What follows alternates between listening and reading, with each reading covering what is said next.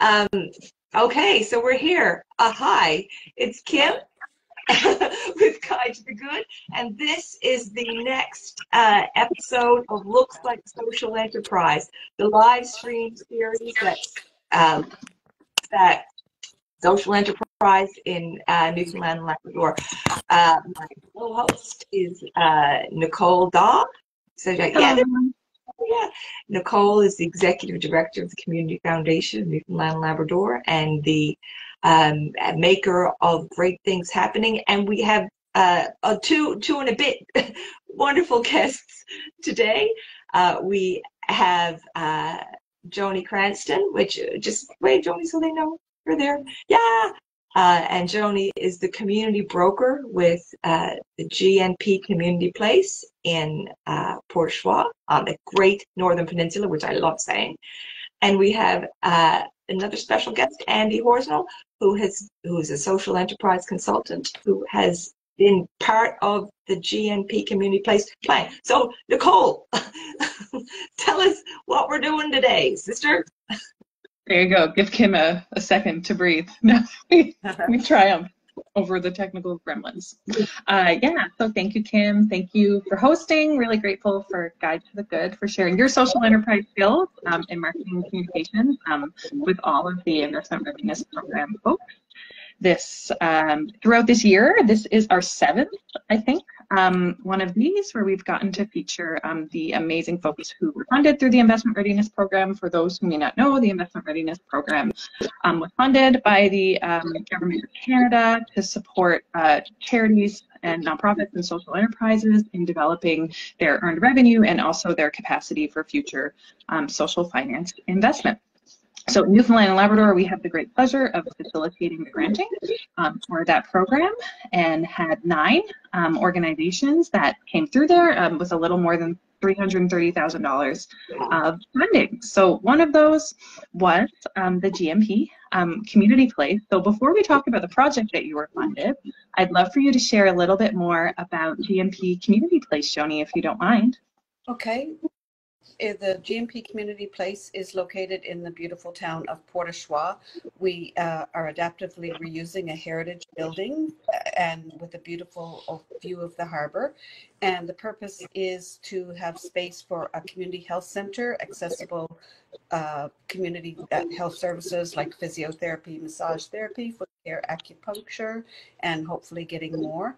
It's also got a kitchen. Every place has to have a kitchen, so we're developing it as a kind of a food hub center. And then we're thinking of it as a community third space where people can come to gather to socialize, not to work, not their home, but a safe, accessible place in the community for people to gather and to build on these ideas. I love that. Before we go on too much detail, I want to just say GNP, Great Northern Peninsula. That is such a magnificent part of the province, and just the name of Great Northern Peninsula is wonderful. So Choix is there about, what is it, about halfway up? Halfway. Yeah.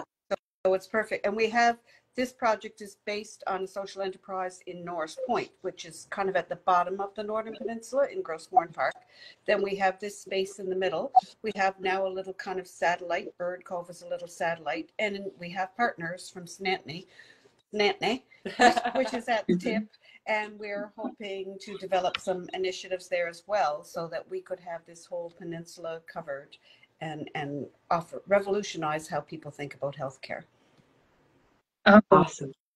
I love that, Joni. I was very grateful. I got to visit very briefly when I was on the Great Northern Peninsula in June, and it was really wonderful to get to be in the space and see folks practicing and get to buy some muffins and just really feel like all of the love and community spirit that was in it. So really a lot of gratitude and yeah, credit to all of the folks I know who've kind of brought this into fruition in all of these places and have taken that extra step to make them kind of connected and networked, which I think is so special, which I think brings us to why you ended up with the grant funding. So we know that healthcare is a challenge, I mean, across the country, a big challenge in our own province, and particularly in rural and remote places in the province. And so your concept of how do you take a broader look at health and start to figure out what that is going to look like in Port au Choix. And especially since it was built on the great work you've done in Norris Point, it was a really strong application. And yeah, we were excited to kind of get to support the work that you're doing with these financial resources. So I'd love if you and Andy want to share a little bit more about what you've been up to throughout this year to kind of move through that. Okay, well, I had invited Andy in on this project because he helped us with our business plan for the Old Cottage Hospital in Norris Point, which is the kind of model for this. And then so I invited, with the assistance of this grant, I invited Andy to come to Port au Choix to see the Great Northern Community Place. And what did you think, Andy? I saw a really important community hub at the community place, and with those, you think you mentioned those three functions of a community health center kind of functioning, a third space or third place functioning, kind of already in play, and then this great potential to be a food hub where it can actually contribute significantly to local food security and food sovereignty. And so I've worked in Nova Scotia. I worked with food hubs, and I worked with community health centers and third places. And really, what I saw in Port au Choix was like bringing those three elements together, and it really made it special. I mean, it's quite a the kind of impact it can have in a small community like Port au Choix and Port Saunders are just remarkable. And I think it's the it's kind of maybe the remoteness, perhaps, that makes those enterprises even more important than they might otherwise be. Like there's really not a lot of other alternatives. Like you got to go a fair distance to get them. So, like down to say Norris Point, for example, which is not a short drive. So, especially in the wintertime. So I think it's a really, really important resource. And that's the wonderful thing about Andy, is that he can come to a place and see the potential. And then not only can he talk about, oh, this is like a community health center or a food hub, then I was able to go to Nova Scotia, travel around Nova Scotia with him in April. And I think we visited 5 or 6 different food hubs and did connect with one on the phone. So I could see all these different models. They were very different, all these different models, but I could take elements of each to inform what we're doing here. And then he connected me with a key connector in the community health center movement in Nova Scotia. They just recently got government funding for over 3 years that this Community Health Center Association is going to share among their different health centers. So it's a really grassroots, on the ground model. And the Newfoundland Labrador Center for Applied Health Research, one of their main research topics this year is what models of care in adjacent communities or locations could inform the development of healthcare in Newfoundland. And the Health Accord is all about the social determinants of health. So they recommended some things. We've got one big health authority at the top, but that health authority at the top does nothing to lower people's blood pressure or improve food security or anything at the bottom. But we're taking a grassroots community approach from the bottom up, and the community knows the answers to the problems. They just need a little bit of resources and a little bit of a spark, somebody to come in and see the potential and say, you can do this, provide them with some tools. And the IRP program, the Investment Readiness Grant, was a tool that has really helped us move this along. We've got a wonderful business plan that now I'm hopefully going to be meeting with some officials in the Health Accord to present this business plan and say, you could fund this, we can measure it. The other hidden gem we have here is a whole research collective that has formed around this project, a community academic partnership, a real true partnership. And so they will help us measure the impact. Like Andy said, when you start with nothing and you put something in, you can really measure the impact. And then if the government saw that an investment in an ounce of prevention is worth millions of dollars of pounds of cure. That's all I'm asking for, just an ounce, just a little bit of what they throw up at the top. And the social determinants of health are so, it's so good that that's part of the conversation now. And the types of things that the community, the GNP Community Place will offer, it's not just health care in terms of restorative, wellness for problems, but there's there's all kinds of elements to it. Can you talk about that a little bit? Well, an example is we're late going to Bird Cove this morning. We're going to fly down the road to Bird Cove, which is 45 minutes north. And I've been going there. I've done maybe 7 or 8 visits over the last couple of years. And so we're going to do a little Mobility for Life exercise class, which people are participating in. They're mostly seniors, but some younger ones. So we'll do this exercise class.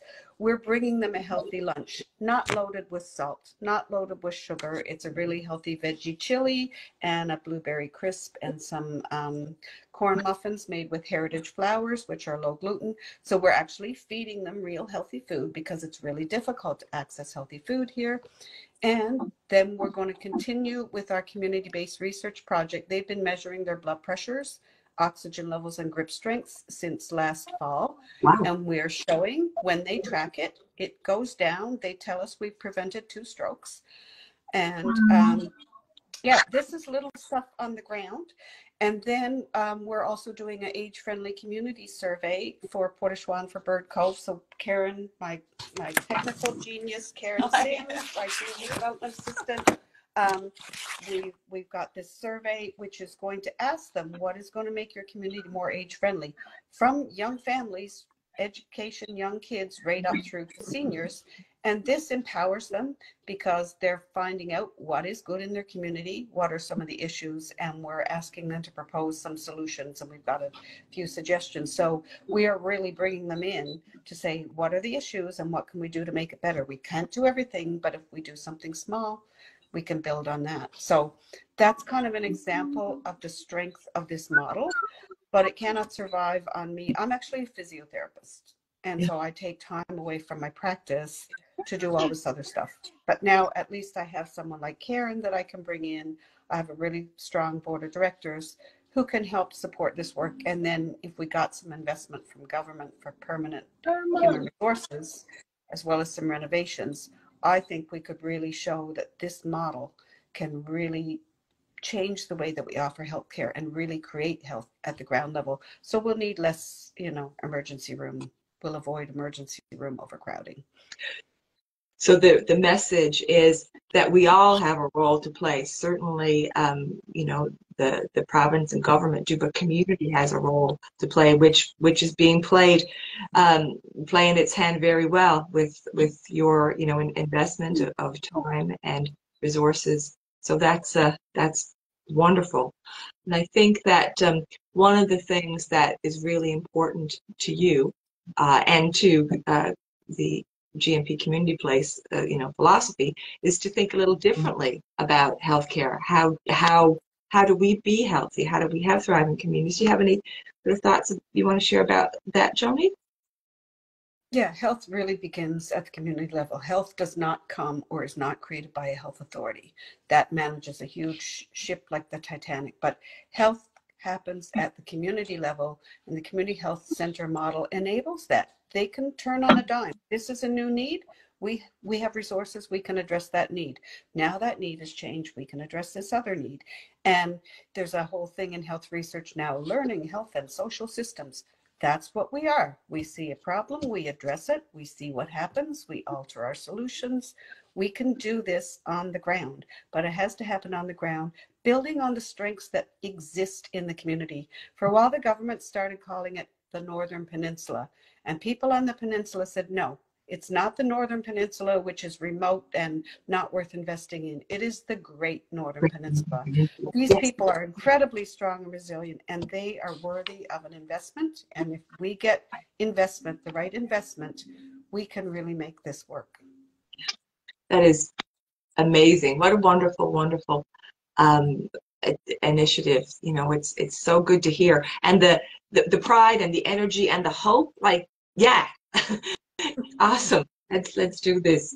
I don't know, Nicole, I know that these guys have to head to Bird Cove, so we don't want to keep them too long. Do we want to share anything cool coming up from the Community Foundation Newfoundland Labrador? Yes. So, hi, this is Ellen, everybody. She's homesick today, so we're managing as we can. one exciting thing that's coming up is next week is Giving Tuesday, which kind of is the real formal kickoff of sorts for the giving season. So I know lots of people think about giving back at this time of year, so we'll be amplifying some of the great things that nonprofits and charities and social enterprises are doing on Giving Tuesday. One second. And then also beyond. So as you're thinking about for folks who are giving gifts during December, to think about ways to give back through that gift giving, we'll be giving lots of ideas on how to do that. Awesome. Okay, that is We're excited about that. So I think this has been another awesome episode of Looks Like Social Enterprise. Joni and Karen, their tech genius, and everybody else who's involved with the GNP Community Place, and you, Andy, live from beautiful Nova Scotia, doing all the cool things and helping spread all the cool things across the country with regard to social enterprise. Thank you so much. And of course, Nicole, wonderful to see you. And Ellen, I'm sorry you're sick, but it is so good to see you. Thank you, everybody. Thank you, Kim. Thanks, everybody. Thank you, everybody. Bye-bye. Okay. Bye-bye. Bye. Bye.